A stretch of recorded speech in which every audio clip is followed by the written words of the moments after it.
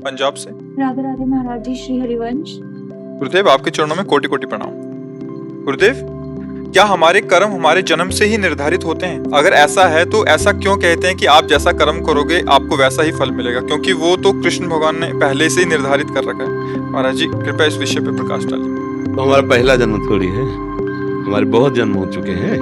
उन जन्मों में हमने दो प्रकार के कर्म किए हैं। एक कहते हैं कुकर्म, अधर्म युग, पाप प्रवृत्ति, और एक कहते हैं सत्कर्म, पुण्य, भगवत भाव, आराधना। दोनों प्रकार के कर्मों का परिणाम अलग अलग होता है। दुख, विपत्ति, संकट, नरक, शरीर में भयानक रोग, दंड, ये पाप कर्म, कुप्रवृत्ति, अधर्माचरण से होता है। यश, कीर्ति, स्वस्थ शरीर, अनुकूल व्यवस्था, जो चाहो वो हो जाए, ऐसी पुण्य भावना, तो वो जो आपका सत्कर्म बना है उसका फल है।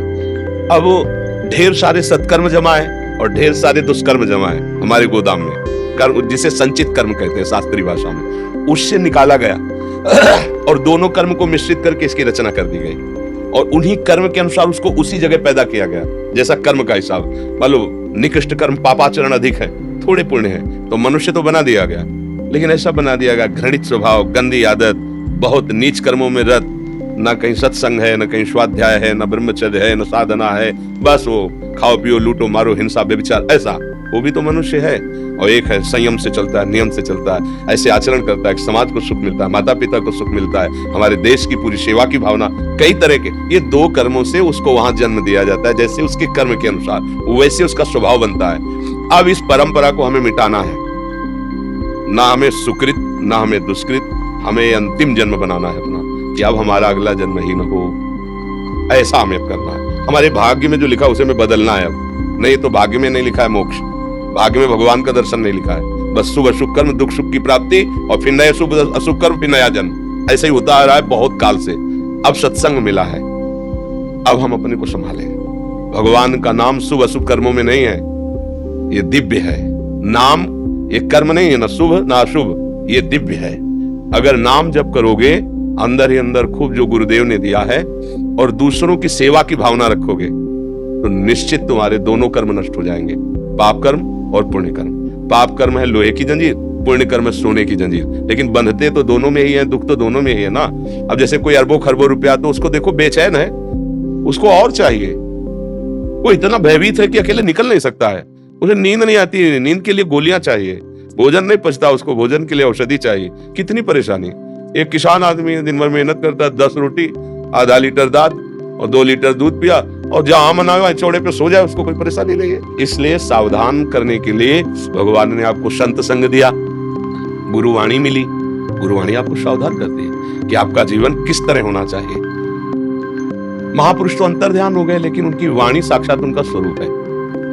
वाणी जी जो है वो साक्षात गुरु स्वरूप होती है। गुरु ग्रंथ साहब जैसे ना, ये साक्षात गुरुदेव है, उनकी वाणी मान लो, उसके अनुसार आचरण करो, नाम रूपी जहाज पे बैठ जाओ, पार हो जाओ बहुत समुद्र से। अब तुम्हारे भाग्य खुल जाएंगे अगर बात मान गए। नहीं मान गए तो फिर शुभ और अशुभ कर्म तुम्हें भोगने ही पड़ेंगे।